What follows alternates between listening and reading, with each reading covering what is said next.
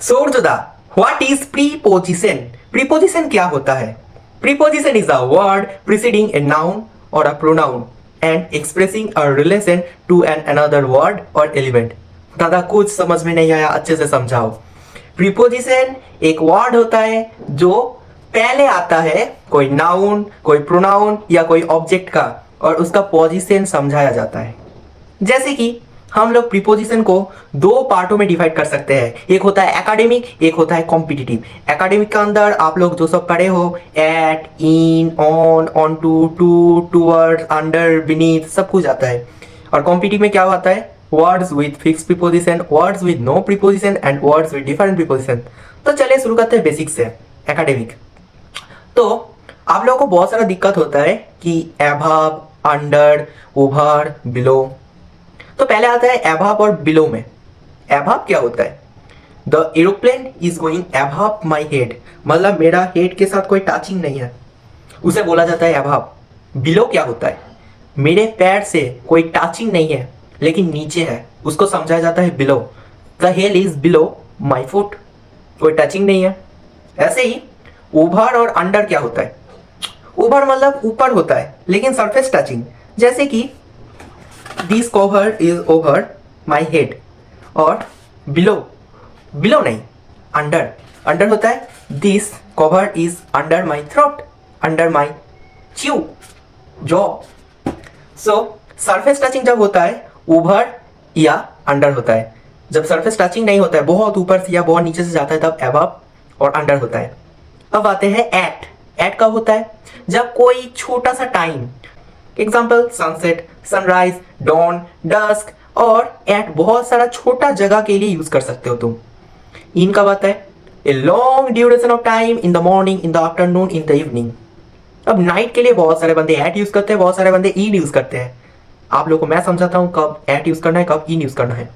जब कोई ordinary night होता है तब एट आता है, और जब कोई एक्स्ट्रा ऑर्डिनरी या स्पेशल नाइट होता है तब इन आता है। I use to have ice cream at night, और I had to get up to receive my parents in the night. तो इन सब चीज़ों के लिए हम लोग इन यूज करते हैं। उसके बाद इन और एट लॉन्गेस्ट प्लेस और छोटा प्लेस के लिए हम लोग यूज कर सकते हैं। एट टाउन, कॉलोनी, विलेज, और इन होता है कोई सिटी, कोई कंट्री, कोई यूनिवर्स, बड़ा बड़ा जगह के लिए। लेकिन इन और एट छोटा जगह या बड़ा जगह के लिए भी यूज करते हैं सीक्वेंस में। As example, I live at Guskara in Bardhaman, I live at India in Asia. देखो इंडिया बहुत बड़ा कंट्री, लेकिन उससे पहले एट क्यों रखाया हम लोगों ने? क्योंकि इंडिया उससे भी बड़ा, इंडिया से भी बड़ा होता है एशिया, इसीलिए। इसके बाद हम लोग किस में आएंगे? इसके बाद हम लोग आएंगे बिटवीन, एमोंग और एमिड। बिटवीन कब आता है? दो बंदे के अंदर अगर कुछ आता है तो उसे बोला जाता है between. You should distribute the mangoes between he and me. ऐसे ही बिटवीन के साथ साथ हम लोग एमोंग यूज करते हैं तीन या उससे ज्यादा बंदे के लिए। The books are distributed among the students. और एमिड कब होता है? अनकाउंटेबल नाउन के लिए।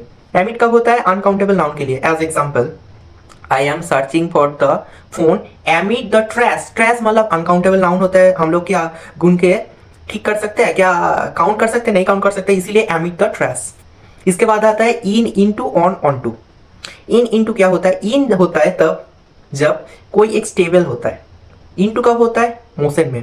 ऑन कब होता है? Stable situation. ऑन टू कब होता है? मोशन सिचुएशन या मूवमेंट में। I entered into the room होता नहीं है, बहुत सारा बंदे गलती करते हैं, इसमें हम लोग आएंगे। उससे पहले I came into the room.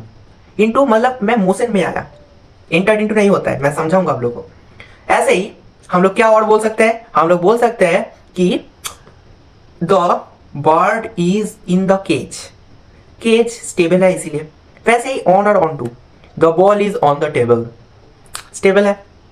The bird flew onto the tree, movement, motion, इसीलिए ऑन टू हुआ। तो आप लोगों को समझ में आ रहा है। उसके बाद आता है बीनीथ। बीनीथ आप लोगों को पता ही है, इजी है। ऐसे ही बहुत सारा प्रीपोजिशन होता है। Two words. टू होता है कोई डेफिनाइट लोकेशन में जाने के लिए, और टू वर्ड्स होता है कोई इनडेफिनाइट लोकेशन में जाने के लिए। I am going to station मतलब मैं स्टेशन में ही जा रहा हूँ, and I am going towards the station मतलब मैं स्टेशन की दिशा में जा रहा हूँ, मतलब स्टेशन में ही नहीं जा रहा हूँ, स्टेशन की दिशा में जा रहा हूँ। अब आता है कॉम्पिटिटिव इंग्लिश का जो प्रीपोजिशन आता है उसमें। तो पहले आता है प्रीपोजिशन, फिक्स्ड प्रीपोजिशन, गलतियां नहीं करना है। एंटर्ड इनटू द रूम, मैं पहले ही बोला, एक गलत होता है, एंटर्ड इनटू नहीं होता है, कम इनटू होता है, एंटर्ड द रूम होता है। इन स्पाइट ऑफ होता है, डिस्पाइट ऑफ कभी नहीं होता। कॉन्सिस्ट ऑफ नहीं होता, कॉम्प्राइज ऑफ होता है।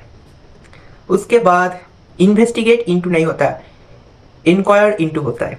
ऐसे ही डिस्कस अबाउट, डिस्क्राइब अबाउट नहीं होता, डिस्क्राइब टू समबॉडी होता है, डिस्कस विथ समवन होता है।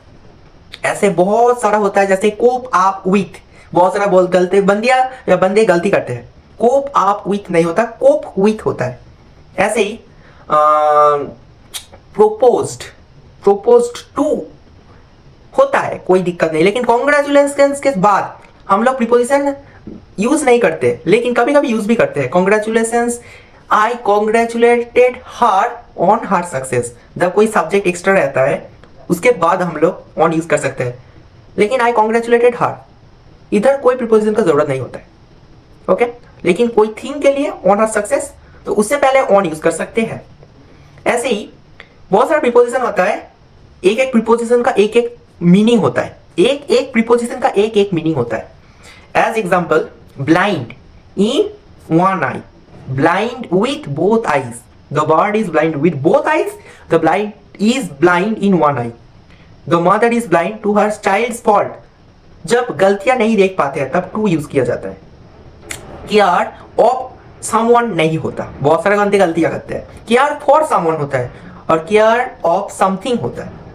ऐसे ही कॉन्कर्ड विथ समवन होता है, कॉन्कर मतलब एग्री करना। इसके बाद हम लोग आ सकता है lean, lean to, lean against, lean about. तो लीन टू मतलब किसी को सपोर्ट करना, लीन अगेंस्ट मीन्स दीवार में हिलान देना। ओके, मेरा हिंदी थोड़ा अच्छा नहीं है, थोड़ा कॉम्प्रोमाइज कर लेना। उसके बाद आता है the most to important of D, alphabet D, die of cancer और disease, die from a wound और over eating, die for country और डाई इन अ बैटल और एक्सीडेंट।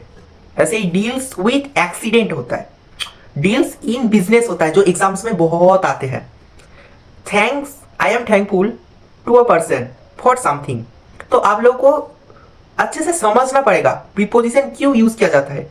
कॉम्पिटिटिव पर्पस के लिए होता है तो बहुत हार्ड हो जाता है, आप लोग को पढ़ना पड़ेगा। As example, I am angry with him हो सकता है। एंग्जस अबाउट और फॉर, बहुत गलती, बंदिया या बंदे बहुत गलती करते हैं। एंग्जस अबाउट और फॉर क्या गलती होता है, my father is anxious for me about my result. समझे? तो ऐसे ही आप लोग प्रीपोजिशन को अच्छे से पढ़ो, सिलेबस अच्छे से देखो। मैं पार्ट 2 अपलोड करूंगा कुछ दिन बाद, आप लोग अच्छे से देखना। और ये वाला वीडियो में अगर कुछ भी आप लोगों को दिक्कत होगा तो कमेंट में जरूर बताना। अगर वीडियो अच्छा लगा तो like, comment, share and subscribe. Thank you, bye.